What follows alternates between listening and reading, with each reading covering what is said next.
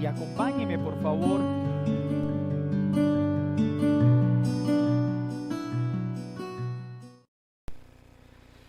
Hechos capítulo 14. Hoy vamos a ver la sección siguiente del capítulo 14. Vamos a iniciar en el versículo 8. Y vamos a ver la imagen del viaje misionero de Pablo, que es el que estamos estudiando. Recuerde que estamos en el primer viaje misionero. Viaje emprendido por Pablo y Bernabé. Un viaje en el cual Juan Marcos decidió no acompañarlos, y creo que al ver todo lo que ha tenido que enfrentar Pablo y Bernabé parece comprensible, pues no era el momento, no tenía el carácter para poder asumir este viaje misionero, al menos en este momento. Eso hace entonces que Pablo y Bernabé viajen juntos. Vamos a ver entonces el mapa, si es posible, mi amado hermano. Ya están todos en Hechos 14.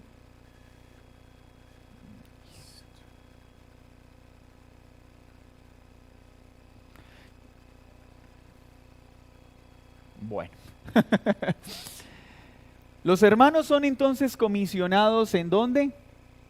En la iglesia en Antioquía. ¿Quién los comisionó? La iglesia, ¿cierto? Los misioneros no surgen por generación espontánea. Se mueven a Chipre, ¿cierto? Están en Pafos, luego realizan su viaje, llegan a Perge, luego llegan a Antioquía de Pisidia, y en todos estos eventos que hemos visto la predicación fiel del Evangelio, cómo muchos se han convertido y han creído por el poder de Dios, pero también la respuesta del pueblo, que han sido dos respuestas. Unos han creído para salvación en el mensaje y otros lo han despreciado para condenación. Estando en Antioquía de Pisidia, entonces se desplazan a Iconio. ¿Y en Iconio qué pasó? Una gran multitud creyó, ¿cierto? Pero también se levantó un viejo enemigo de la iglesia, un enemigo que ya se había manifestado en otros momentos de Hechos de los Apóstoles. ¿Recuerdan qué? La religiosidad. En este primer viaje misionero, Pablo y Bernabé utilizaron un modus operandi. Siempre llegaban a las sinagogas, predicaban al pueblo judío y luego hablaban a los demás. ¿Qué observamos en este recorrido? Que el pueblo judío, ¿qué hizo? Rechazó el mensaje, despreciaron el mensaje, y eso ocasionó que el mensaje entonces ahora fuera anunciado ¿a quiénes? A los gentiles. Y gracias a Dios por ello, porque por causa del desprecio que los judíos mostraron al evangelio, es que el evangelio ha llegado a lugares tan apartados como el nuestro. En este punto se confabulan para atrapar a Pablo, apedrearlo y matarlo. Pero ¿recuerdan qué pasó? Ellos parten a Listra. Se dan cuenta de las pretensiones que tienen en este lugar, pasaron un buen tiempo compartiendo de la Escritura, no les importó poner en riesgo su vida por causa del denuedo que el Señor les entregó, y ahora se movilizan hacia Listra y hacia Derbe. Pero estos lugares tienen unas características especiales, y vamos entonces a leer desde el versículo 8 en adelante. Hechos 14, versículo 8 en adelante. Y cierto hombre de Listra estaba sentado, imposibilitado de los pies, cojo de nacimiento, que jamás había andado. Este oyó hablar a Pablo, el cual, fijando en él sus ojos y viendo que tenía fe para ser sanado, dijo a gran voz: levántate derecho sobre tus pies. Y él saltó y anduvo. Entonces la gente, visto lo que Pablo había hecho, alzó la voz, diciendo en lengua licaónica: dioses bajo la semejanza de hombres han descendido a nosotros. Y Bernabé llamaban Júpiter y a Pablo Mercurio, porque este era el que llevaba la palabra. Y el sacerdote de Júpiter, cuyo templo estaba frente a la ciudad, trajo toros y guirnaldas delante de las puertas, y juntamente con la muchedumbre quería ofrecer sacrificios. Cuando lo oyeron los apóstoles, Bernabé y Pablo rasgaron sus ropas y se lanzaron entre la multitud, dando voces y diciendo: varones, ¿por qué hacéis esto? Nosotros también somos hombres semejantes a vosotros, que os anunciamos que de estas vanidades os convirtáis al Dios vivo, que hizo el cielo y la tierra, el mar y todo lo que en ellos hay.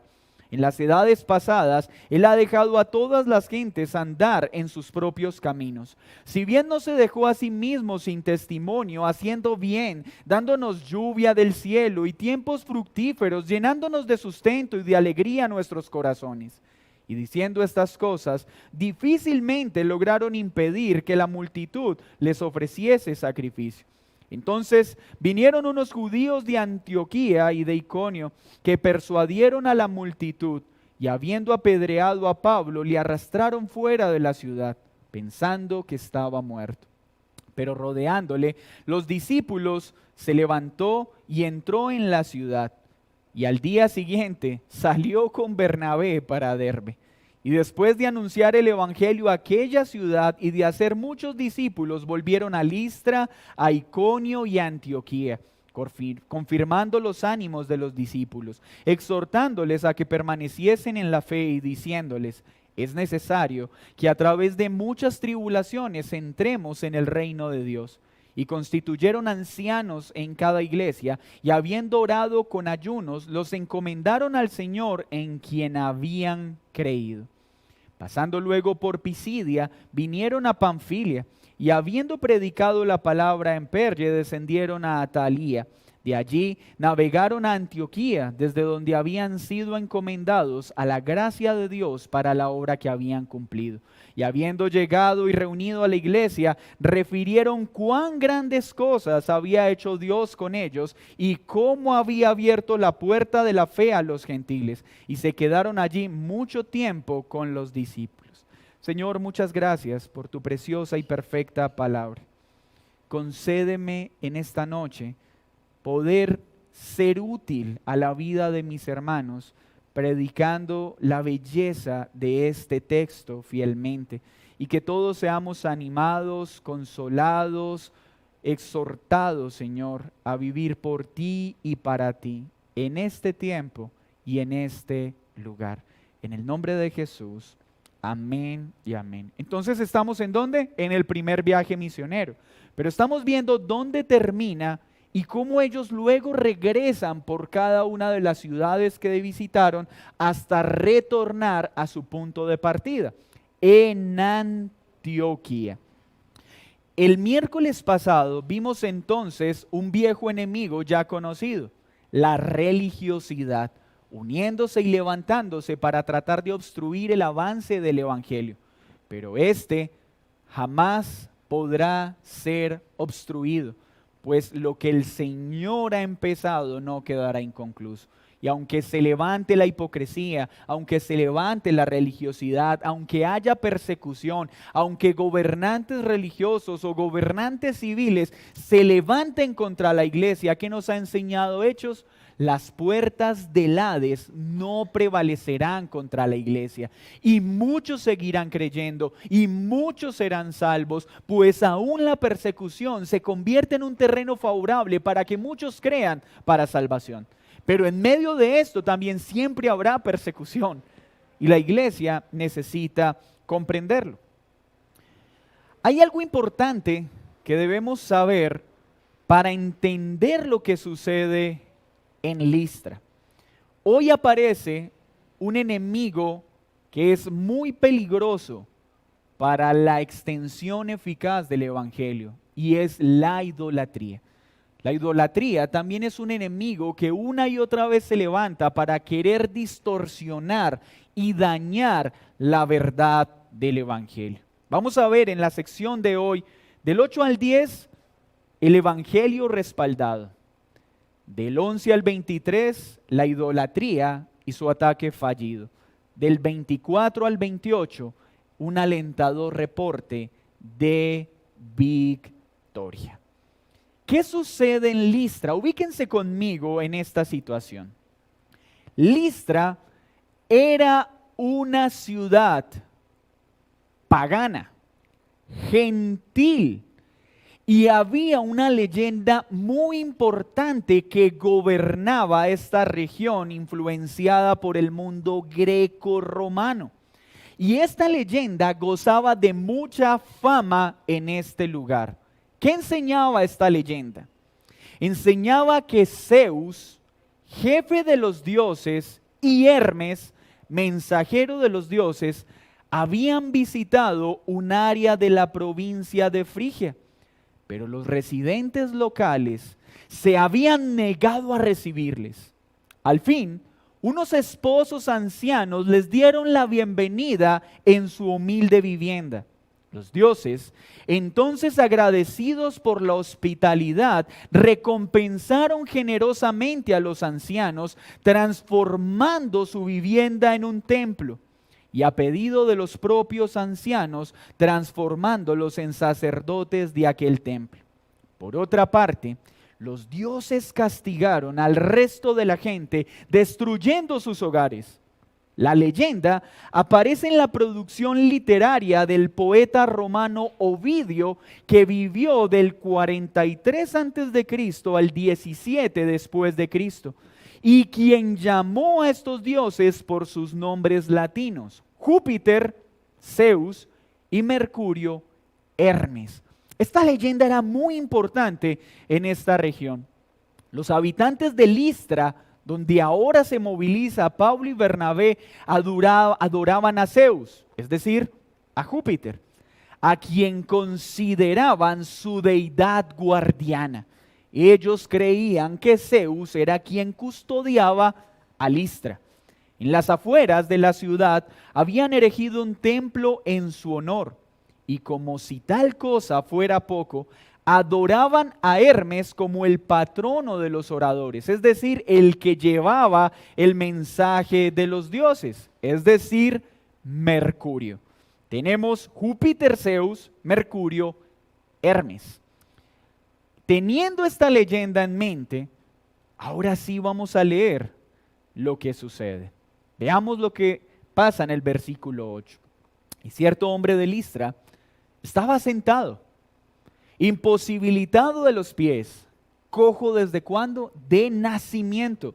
Jamás había andado. Y éste oyó hablar a Pablo.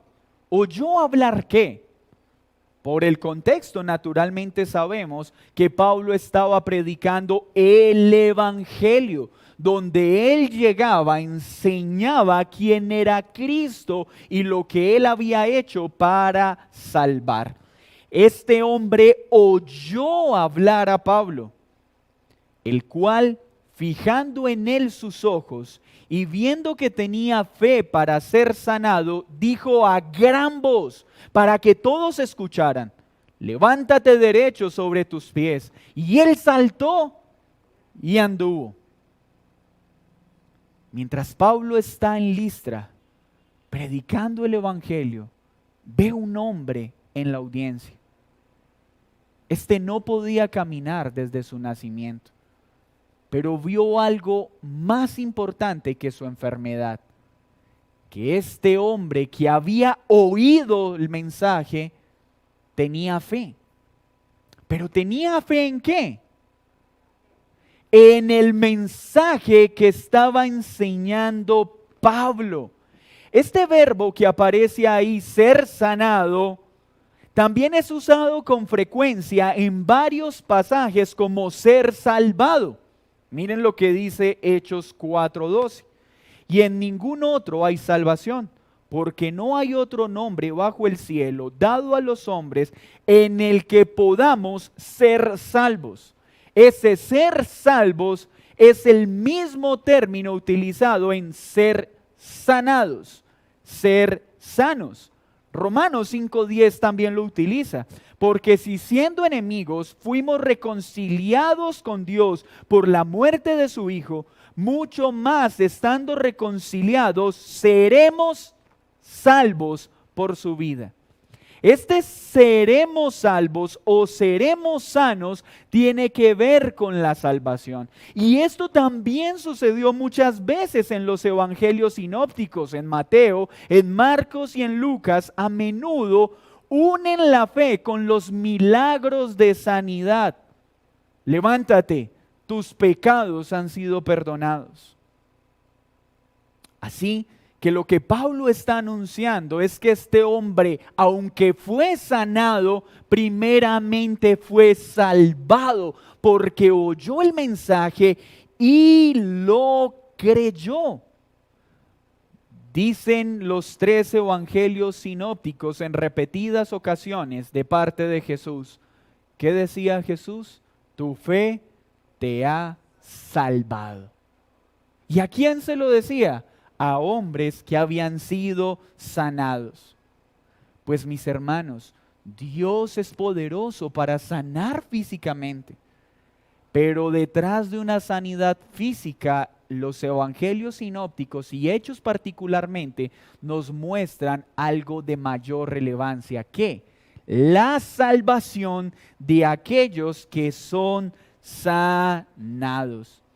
Es por esto que podemos decir que este hombre no solo fue sano de una enfermedad física, sino que fue salvo de la enfermedad que había en su alma por el pecado. ¿Se imaginan el gozo doble que este hombre experimentó? Alguien que nunca había podido caminar, ahora se levanta y camina. ¿Pero por qué Pablo lo hace con voz audible? Para que los que están alrededor escuchen y se den cuenta de este milagro que está acompañando la predicación fiel del Evangelio. Este hombre pecador se convierte entonces en un testimonio vivo del poder de Dios. No solo ha sido sanado de su enfermedad física, sino de su enfermedad en el alma. Ahora no solo camina con sus pies, sino que ahora su entendimiento ha sido abierto para poder ver a aquel que gobierna sobre todo. Pero ¿cuál es la respuesta a esta preciosa predicación del Evangelio? Versículo 11. Entonces la gente, visto lo que Pablo había hecho, alzó la voz diciendo en lengua licaónica: dioses bajo la semejanza de hombres han descendido a nosotros. Y a Bernabé llamaban Júpiter y a Pablo Mercurio, porque este era el que llevaba la palabra. Y el sacerdote de Júpiter, cuyo templo estaba frente a la ciudad, trajo toros y guirnaldas delante de las puertas y juntamente con la muchedumbre quería ofrecer sacrificios.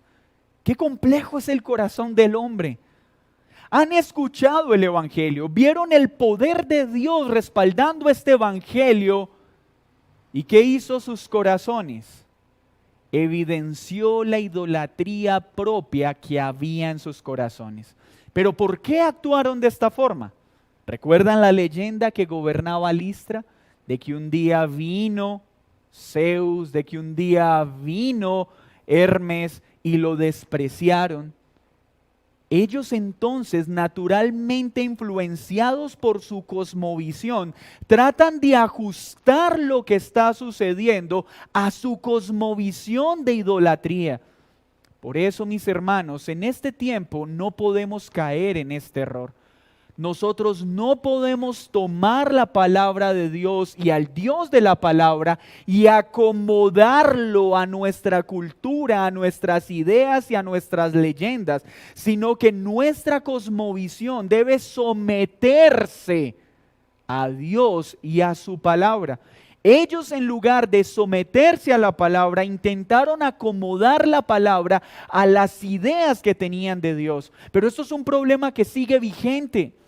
La gente no quiere someterse al Dios de la Escritura, quiere convertir al Dios de la Escritura a su propia idea de Dios. Y eso pasó en este momento y eso sigue pasando hoy. Y ya lo hemos visto en otros momentos. ¿Cuándo vemos esto? Cuando un hombre dice, sí, yo creo en Dios, pero a mi manera. Sí, yo creo que algunas cosas de la Biblia son verdad. A mí me parece que estas sí y estas no. ¿Qué están haciendo? No se están sometiendo a Dios, sino que quieren ajustar al Dios de la Biblia a sus ideas particulares. Pero a que no adivinan, ¿a quién empiezan a llamar Zeus o Júpiter? Júpiter o Zeus era el importante. Diría uno que este título debieron habérselo dado a Pablo, pero no, a Pablo lo llamaron Hermes, el orador. ¿Por qué? Porque Pablo era el que hablaba, él era el que predicaba. Parecería más lógico que Pablo hubiera recibido este título. ¿Pero por qué pasó esto?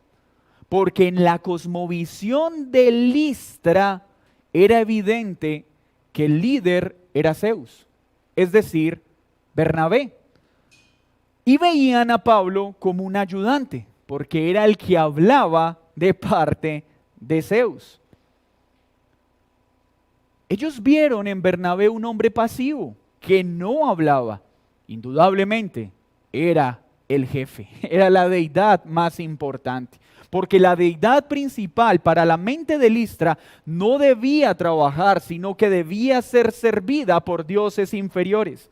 Entonces, como Bernabé se mostraba más pasivo que Pablo, la gente consideró que él era el jefe y que Pablo era una deidad inferior. Por eso lo llamaron Hermes, lo veían como servidor de Bernabé. Estos hombres idólatras, influenciados por las religiones grecorromanas de su época, ¿negaron el milagro?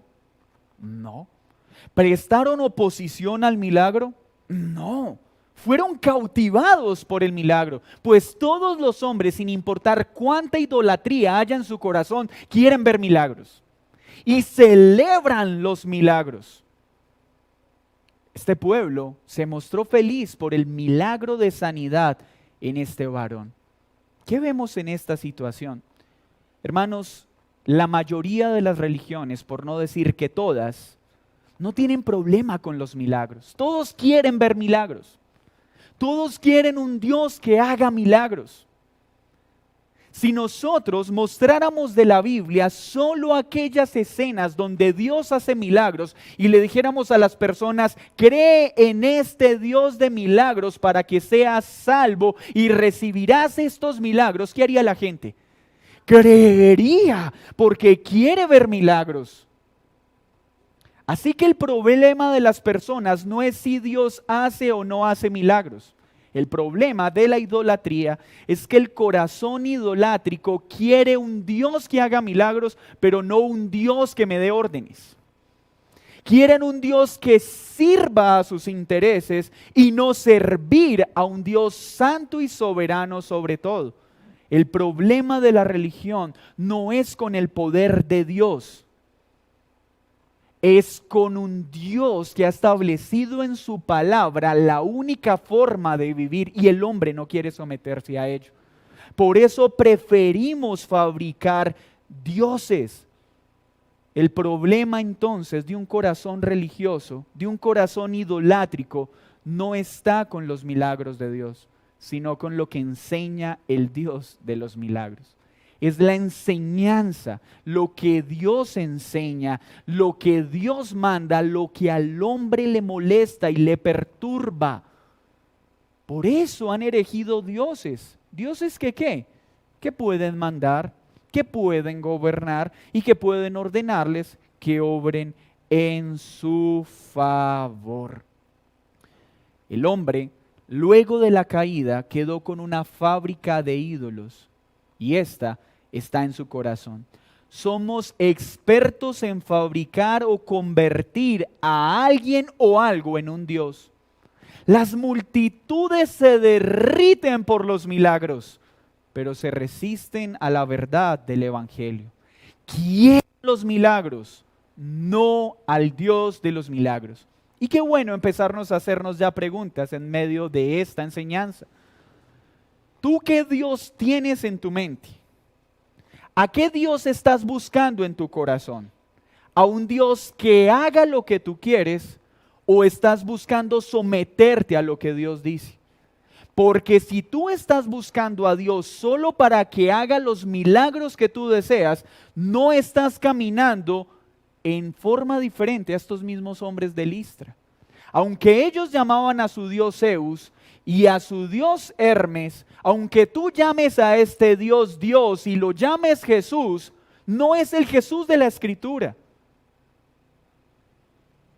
Porque el Dios de la Escritura no se somete a los deseos del hombre, ordena al hombre que se someta a sus deseos. Y ahí es donde la gente pelea. La pregunta es, ¿tú qué sientes ante esta verdad? ¿Quieres solo milagros y no quieres obediencia? Porque si no quieres conocer a este Dios y amar a este Dios, sino solo recibir lo que Él da, es porque en tu corazón hay idolatría. Porque estás viendo a Dios como un siervo y no como Señor. Así que esto no es solo del pasado, iglesia. Este es un problema con el que los creyentes lidiamos todos los días, porque todos los días estamos tratando de levantar ídolos en nuestro corazón, de hacer dioses a nuestra imagen, de tomar lo que nos gusta y de rechazar lo que no nos gusta. Pero ¿qué hace Pablo y Bernabé? No pierdan el hilo conductor, aunque estamos mirando detalles de la situación. Estamos viendo que el evangelio, cuando se predica eficazmente, trae salvación. Dios lo respalda con poder. Hay oposición, pero Dios siempre tiene la victoria. Pablo y Bernabé inmediatamente hacen frente a este pecado de idolatría. Mira el versículo 14. Cuando lo oyeron los apóstoles, Bernabé y Pablo rasgaron sus ropas y se lanzaron entre la multitud dando voces y diciendo: varones, ¿por qué hacéis esto? Nosotros también somos hombres semejantes a vosotros, que os anunciamos que de estas vanidades os convirtáis al Dios vivo, que hizo el cielo y la tierra, el mar y todo lo que en ellos hay. Rasgar sus vestiduras era una acción común entre los judíos cuando veían un acto blasfemo o digno de ser repudiado. Esto no era muy entendido entre los gentiles, pero lo que Pablo y Bernabé están mostrando es: eso que ustedes están haciendo es blasfemia. Eso que ustedes están haciendo es horrible, porque Dios aborrece la idolatría.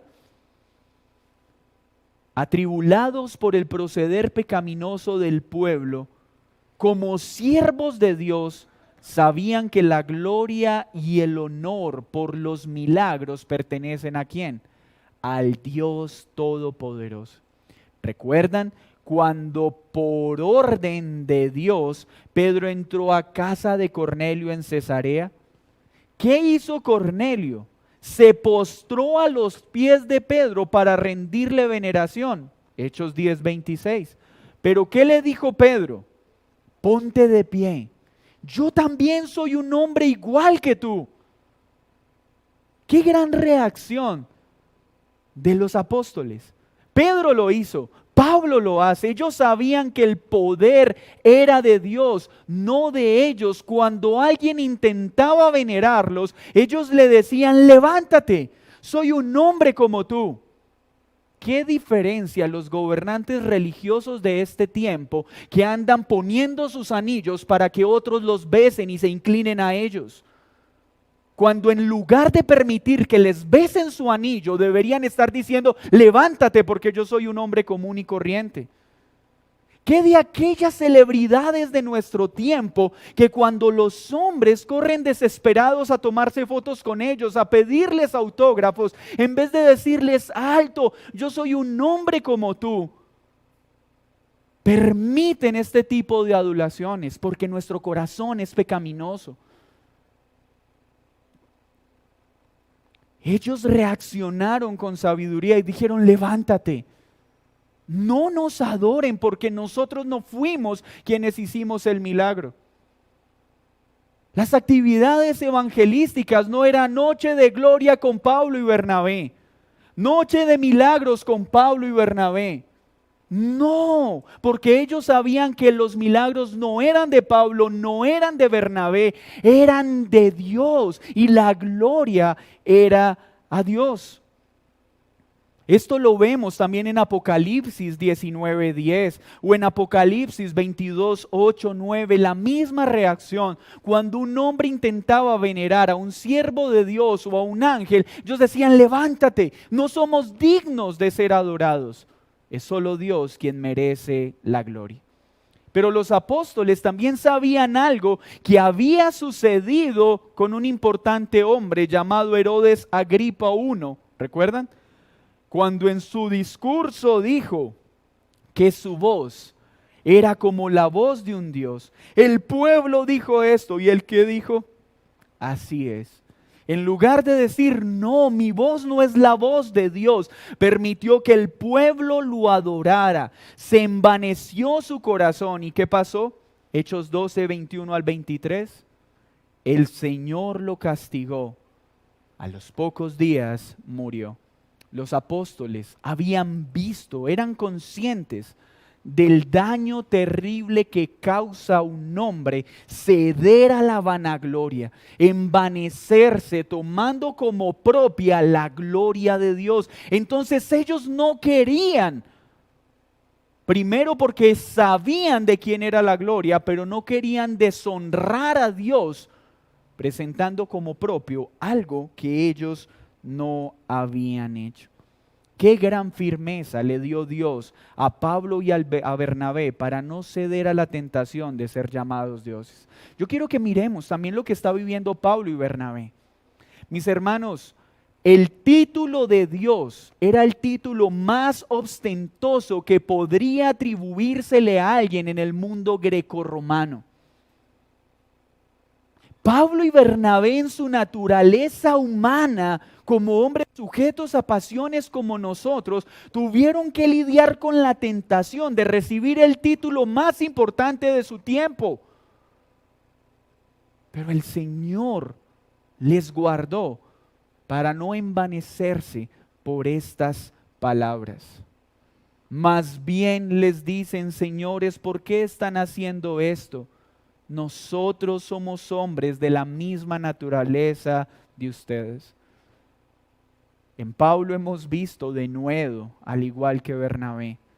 Pero miren también la humildad que debe tener un siervo de Dios para tener siempre presente en su corazón que todo lo que Dios haga a través de él no es por él, sino por Dios. Santiago 5:17 dice que Elías, a pesar de quién era Elías, era un hombre sujeto a pasiones semejantes a las nuestras. Mis hermanos, sin importar cuánta gracia le conceda Dios a sus siervos, son hombres como nosotros, sujetos a pasiones como nosotros. La gloria no es para los servidores de Dios, es para el Dios al que ellos sirven. Pero esto también tiene que recordarnos la enorme responsabilidad que tenemos de orar por aquellos que sirven a Dios. Cuando nosotros vemos que Dios le está concediendo gracias especiales a sus servidores, debemos alegrarnos, pero debemos orar por ellos para que no se envanezcan, para que no cedan en sus corazones a la idolatría, que muchas veces es el mismo pueblo quien eleva hacia sus autoridades. Un verdadero siervo de Dios debe ser consciente de su humilde condición y la iglesia tiene que estar orando por ello. Pablo y Bernabé fueron tentados, pero el Señor les guardó. Enfrentaron el error mostrando que eran hombres sujetos a pasiones, hombres normales como ellos, que simplemente habían sido utilizados por Dios. Un siervo de Dios tiene un corazón humilde que reconoce que toda la gloria es de Dios. Pero noten también la sabiduría de Pablo. Con cuánta precisión ahora se dirige en su discurso a su audiencia. Inicia una corrección doctrinal, pero notan la diferencia entre esta corrección y la que hizo con los judíos en las sinagogas. Cuando hablaba a los judíos, siempre mostraba su vínculo con Abraham y con Moisés. Pero Pablo sabe que la audiencia de Listra, un corazón idólatra que tiene su fe en la cosmovisión grecorromana, en Zeus y en Hermes, o en Júpiter y Mercurio, no han escuchado del Antiguo Testamento. No saben quién es Abraham, no saben quién es Moisés, no saben quién es ese tal Mesías que vendría a salvar. Por eso miren su discurso. No apela a Abraham, no apela a Moisés, sino que se va hasta el Génesis y les habla de la creación. Primero les dice algo claro. Pueblo, audiencia, esos dioses en los que ustedes creen son inútiles, los llama vanos, los llama superficiales.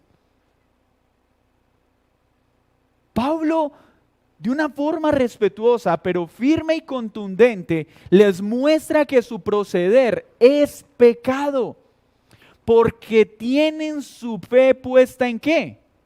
En ídolos falsos, vanos, superficiales, que son inútiles para salvar.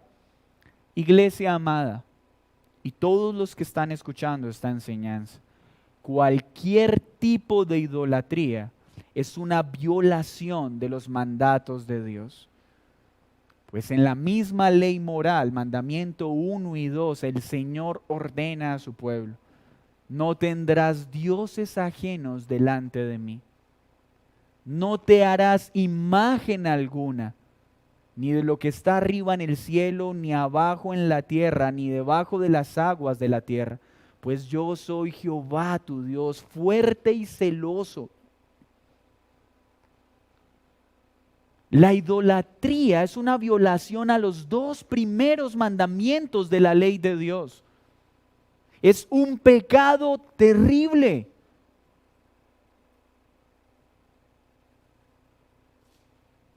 Salmo 115, versículo 3 y 8 al 8, mire lo que dice. Nuestro Dios está en los cielos, dice el salmista. Todo lo que Él quiso, ha hecho. Versículo 4. Los ídolos de ellos son plata y oro, obra de manos de hombres. Tienen boca, mas no hablan. Tienen ojos, mas no ven. Orejas tienen, mas no oyen. Tienen narices, mas no huelen. Manos tienen, mas no palpan. Tienen pies, mas no andan. No hablan con su garganta. Semejantes a ellos son los que los hacen, y cualquiera que confía en ellos. ¡Qué tremenda palabra! La idolatría es pecado, porque Dios ha ordenado que no podemos adorar nada distinto a Él, ni debemos hacer imágenes de Él y adorarlas, porque esto es pecado. Y Pablo está haciendo el contraste en esta importante exposición. Les está diciendo: estos ídolos son vanos porque no pueden escucharlos, porque no pueden hablar, porque no pueden hacer. Y les muestra al Dios verdadero, llevándolos a Génesis, al inicio de todas las cosas, cuando les dice: este es el Dios en el que deben creer, en el Dios vivo. Porque todos los ídolos son dioses ¿qué? Muertos, no tienen vida. Entonces Pablo les está diciendo: sus ídolos son muertos. He aquí al Dios vivo y verdadero, el Dios que ha creado todas las cosas, los cielos y la tierra y todo lo que en ellos hay. ¡Qué gran contraste! He aquí al Dios de verdad que ha hecho todo.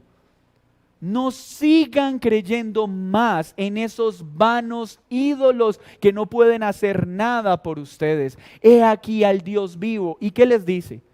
Conviértanse de esos dioses vanos. Denle la espalda a esos dioses que no pueden hacer nada por ustedes.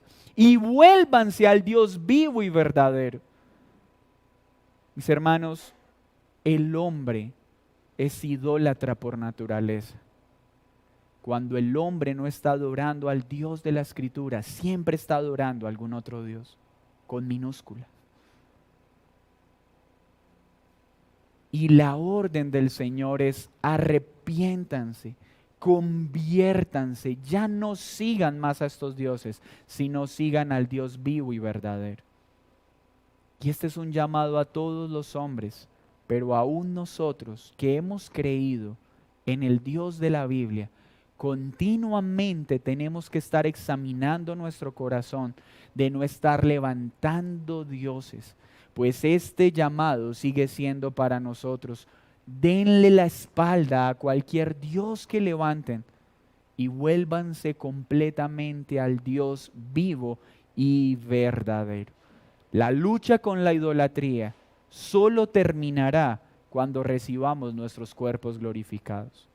Mucho cuidado, porque a veces es común escuchar a los cristianos: es que yo ya no soy idólatra, yo ya no tengo imágenes porque ya entendí que las imágenes no agradan a Dios. Y eso es cierto. Pero hablan como si ya no siguieran luchando con la idolatría. Mis hermanos, todos los días estamos luchando con la idolatría. Todos los días estamos tratando de fabricar dioses. Dioses que sirvan a nuestros intereses. Mire lo que dice Isaías 45:20. Reuníos y venid, juntaos todos los sobrevivientes de entre las naciones. No tienen conocimiento aquellos que erigen el madero de su ídolo y los que ruegan a un Dios que no salva. Qué palabras tan contundentes las del profeta. Todo ídolo que se levante el hombre es un ídolo que no salva.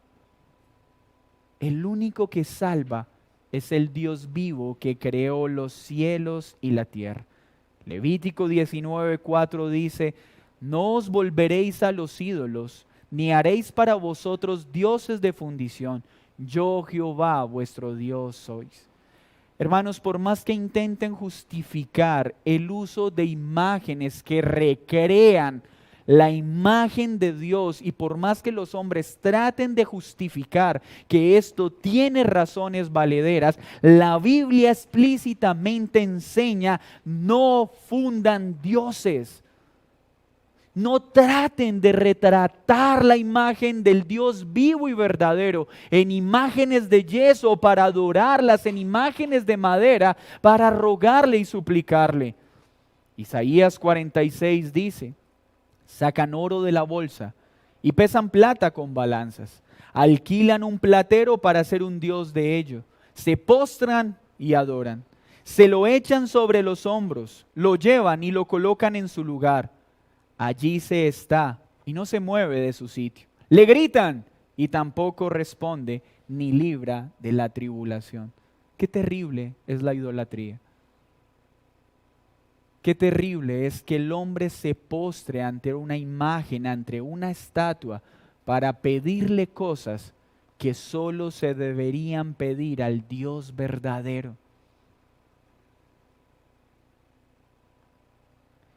Sigue enseñando entonces Pablo que solo hay un Dios.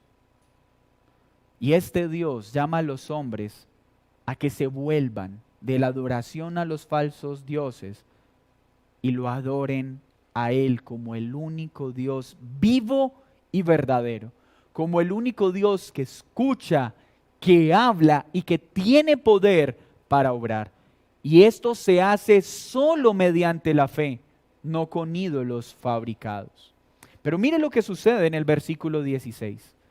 En las edades pasadas, Él ha dejado a todas las gentes andar en sus propios caminos. Si bien no se dejó a sí mismo sin testimonio, haciendo bien, dándonos lluvias del cielo y tiempos fructíferos, llenando de sustento y de alegría nuestros corazones, y diciendo estas cosas, difícilmente lograron impedir que la multitud les ofreciese sacrificio. Pablo nos dice entonces que Dios ha estado al tanto del pecado de los hombres, pues en lugar de darle la gloria a Él han fabricado ídolos.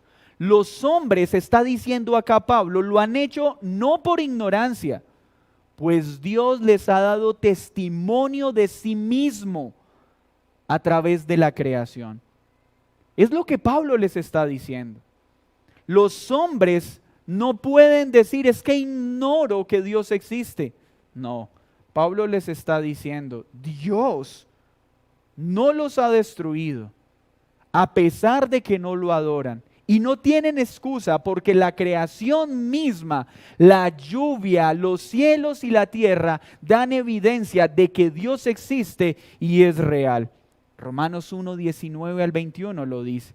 Porque lo que de Dios se conoce le es manifiesto, pues Dios se lo manifestó.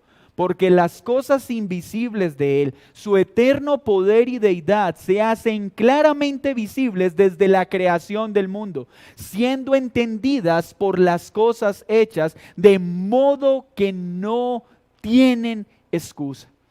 La creación muestra el poder de Dios, muestra la grandeza de Dios, pero la creación no tiene el poder de salvar al hombre.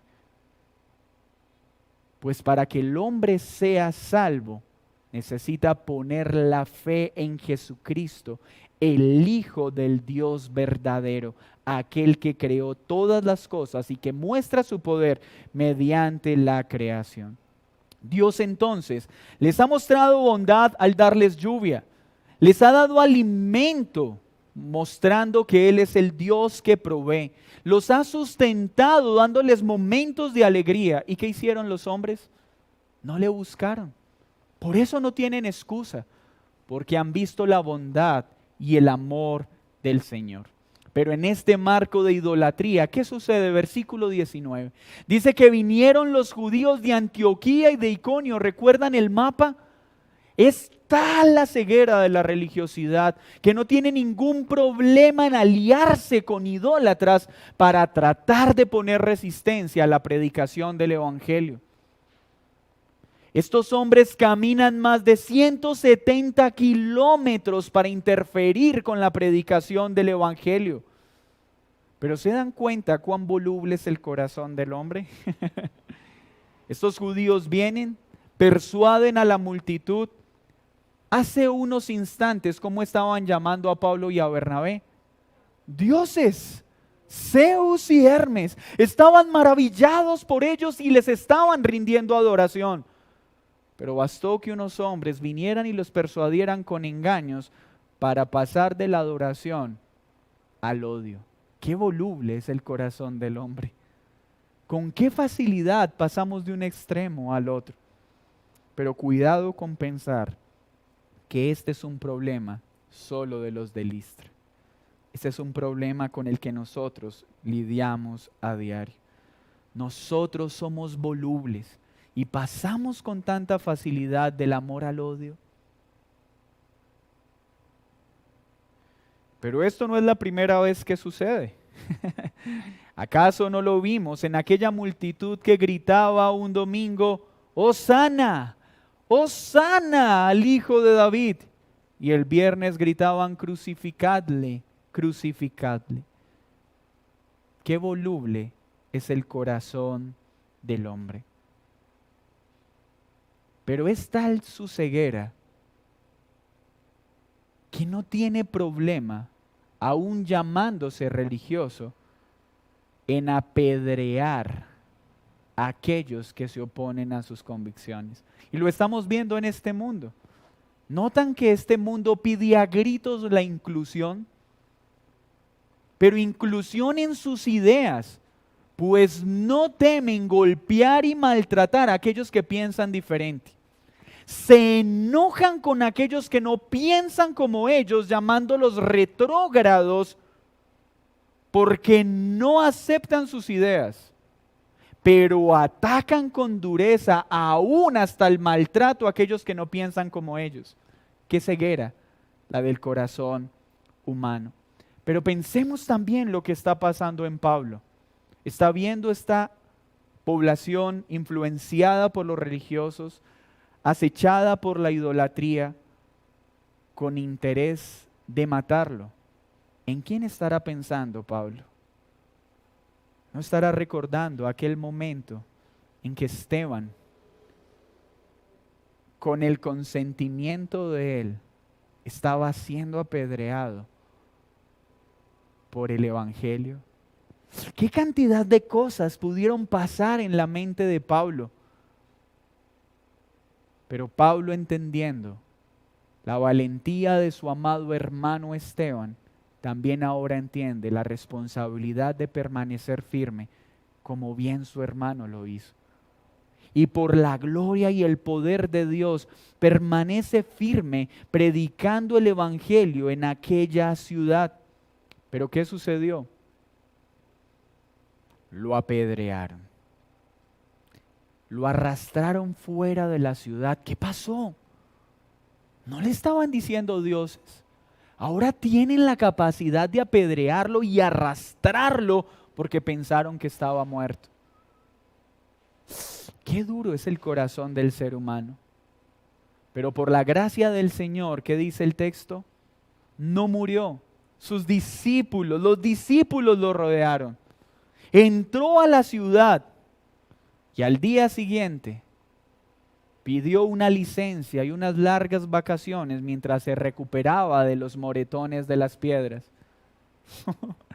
Al otro día se levantó, fue a Derbe, siguió predicando el Evangelio.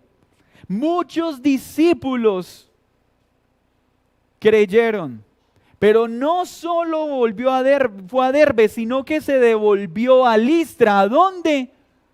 A Listra, al mismo lugar donde lo apedrearon para intentar matarlo. Luego se devolvió a Iconio, de donde venían estos religiosos que se unieron con los idólatras para matarlo. Y luego fue a Antioquía. Qué fácil ahora es entender a Juan Marcos al haberse resistido de no ir a este viaje. Pero ¿por qué hicieron eso? ¿Qué hizo que estos hombres arriesgaran su vida? ¿Qué había en Listra, en Iconio y en Antioquía? La iglesia, el pueblo de Dios, aquellos que el Señor había salvado por gracia. ¿Y qué hace Pablo y Bernabé? Entienden la necesidad que deben estar viviendo estos nuevos creyentes al ver que ahora que han puesto su fe en el Salvador, el premio que han recibido es persecución, cárcel y muerte. Pablo y Bernabé entonces, con el corazón pastoral que tienen, se devuelven a darle ánimo a los discípulos para que permanezcan firmes en la fe, diciéndoles que es necesario pasar por muchas tribulaciones para entrar al reino de Dios. Mis hermanos, cuando el Señor ha obrado en el corazón de sus siervos, el amor por el pueblo de Dios será mayor que el temor a la muerte. Pero esto es un milagro de Dios, no es algo que el hombre produce. Cuando el Señor ha obrado en el corazón de un siervo, su amor por el pueblo de Dios será mayor que el temor a la muerte. Pues entiende que estos bebés espirituales necesitan alimento. ¿Qué pasaría si un bebé nace y lo dejamos solo sin darle alimento? Se muere. Estos bebés espirituales recién nacidos necesitaban ser confortados y animados por los apóstoles para que no claudicaran en su fe al ver la persecución. Entonces van y los consuelan, los animan para que permanezcan en la fe. les enseñan una perspectiva correcta del sufrimiento. No les dicen, no, miren, tranquilos, esto va a parar. Paren de sufrir, no se preocupen. Esto dura un poquito de tiempo, después van a recibir casa, carro y beca. No, tranquilos que este sufrimiento dura un poquito de rato, después desaparecerá. No. Lo que hacen es darles una perspectiva correcta del sufrimiento. Por eso cuando un predicador le enseña a su audiencia que si viene a Cristo no enfrentará sufrimiento, es un mentiroso. La iglesia necesita entender que el sufrimiento hace parte del caminar cristiano, pero necesitamos tener una perspectiva correcta del sufrimiento. ¿Y qué hace Pablo? Les enseña la realidad del sufrimiento y les dice, hermanos, es necesario que pasemos mucho sufrimiento mientras caminamos al reino de Dios. No está diciendo que necesitamos sufrir para ser salvos, como algunos lo malentendieron en épocas anteriores, creyendo que darlo todo a los pobres, quedarse sin nada y ser sufrientes los iba a llevar al reino de los cielos. No, el sufrimiento no nos salva. Pero es necesario que pasemos por muchos momentos de sufrimiento en nuestro camino al reino de Dios, en nuestro camino a la salvación. El sufrimiento no salva. El creyente camina en medio de situaciones de sufrimiento hasta ese glorioso día en el que estará con el Señor. ¿Y qué hacen para esto? Establecen ancianos. Mire lo importante.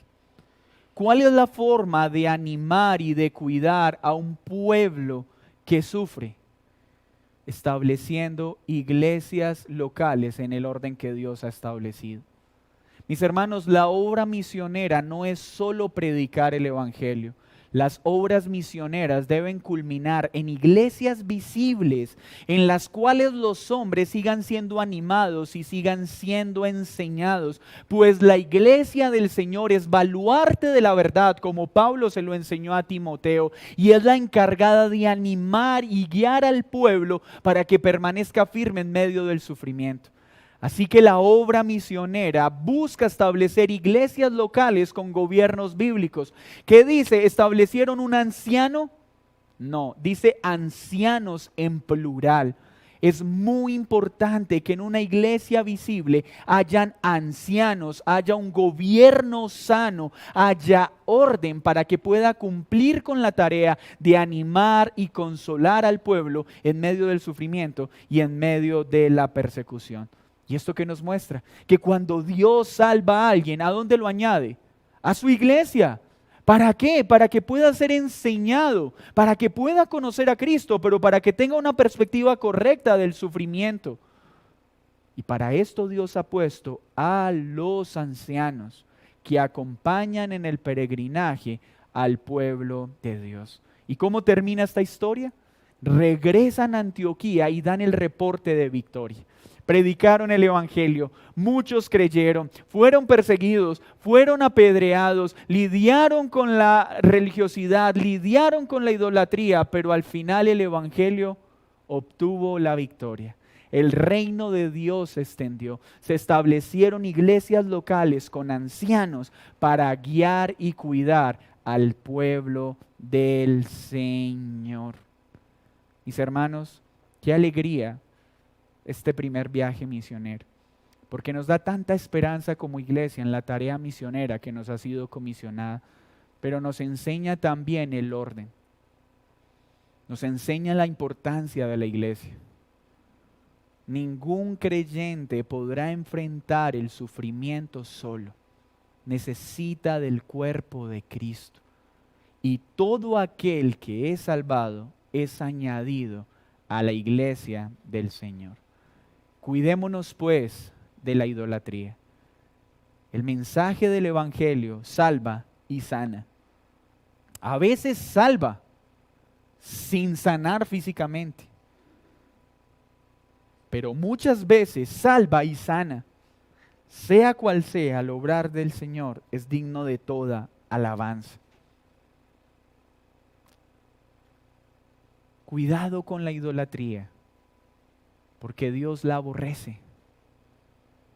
Y esta no es una lucha que tienen solo los gentiles, sino aún nosotros los creyentes, porque nuestro corazón es una fábrica de ídolos. ¿Cómo corregimos este problema? Yendo a la fuente, poniendo nuestra mirada en el Dios vivo y verdadero que ha creado todas las cosas, el único digno de ser alabado y adorado. Oremos por todos los que sirven al Señor, para que no cedan a la vanagloria, para que nunca olviden todos aquellos que estamos sirviendo al Señor, que todo lo que Dios haga a través de sus servidores es para gloria de Dios y no para beneficio propio. Está bien honrar a nuestros pastores, claro, pero una cosa es honrarlos y otra cosa es adularlos. Una cosa es amarlos y servirles y otra cosa es tratarlos como si fueran dioses. Cuiden nuestro corazón, oren por nosotros para que nunca perdamos de vista quién es el que está haciendo las cosas. Oren por los que servimos para que nuestro corazón sea humilde y totalmente dependiente de Dios y nunca tratemos de depender de nuestras capacidades. Oremos. Señor, muchas gracias por este tiempo, gracias por todo lo que nos has enseñado a través de este viaje misionero.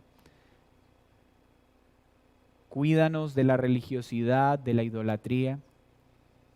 Cuídanos del miedo al sufrimiento, pues no debemos temer sufrir, sino tener una perspectiva correcta de los momentos de dolor.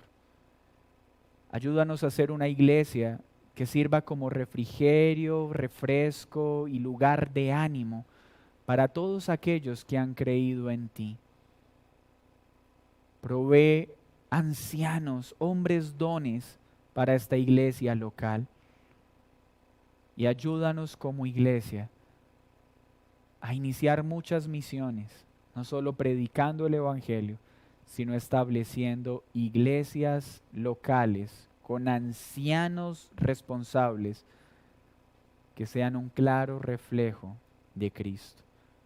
Guárdanos, Señor. Guárdanos de permitir que nos idolatren o de idolatrar a otros, y que siempre toda la gloria sea para ti. Gracias, porque tu reino sigue avanzando, sin importar todos los enemigos que se han levantado. En el nombre de Jesús. Amén y amén.